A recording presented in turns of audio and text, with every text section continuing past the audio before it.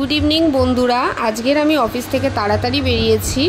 এই দেখো গড়িয়াহাটে পৌঁছে গেছি। আমি আমার কর্তার সাথে যাচ্ছি আজকে সারপ্রাইজ খাবার নিতে, সেটাও আমার ছেলে সৌরিশের জন্য। ভাবলাম আজকে মিও আমরে থেকে প্যাটিস নিই, যেটাও খুব পছন্দ করে। গড়িয়াহাটে সর্বদাই খুব ভিড় থাকে, দেখো এত ভিড় কাটিয়েও আমি এসছি মিও আমরে। কিন্তু মিও আমরেতে এসে আমি কনফিউজ হয়ে গেছি যে আমি ওর জন্য নেবোটা কি, প্যাটিস না কেক।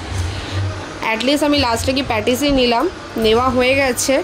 এবারে আমি দেখছিলাম কেকগুলো কীরকম এসছে, কেকগুলো খুব পছন্দ হচ্ছিল আমার। নেওয়া হয়ে গেছে প্যাটিস, এবার বাড়ির দিকে যাচ্ছি। এই যে এবার আমি বাড়িতে গিয়ে দেখতে চাই যে সৌরিশের ফেসের রিয়াকশানটা কীরকম হয়। বন্ধুরা এইভাবেই আমাকে আরও সাপোর্ট করো প্লিজ। দেখো বাড়িতে ঢুকে গেছে, ওর রিয়াকশানটা একটু অবাক হয়ে গেছে, যেহেতু সবে ঘুম থেকে উঠেছে, এবং আমাকে থ্যাংক ইউ বলেছে ওর ফেভারিট প্যাটিস আনার জন্য। ওর রিয়াকশানটা দেখে মনে হচ্ছে ও ঘুম থেকে ওঠার পরেই প্যাটিসটা দেখতে চায়।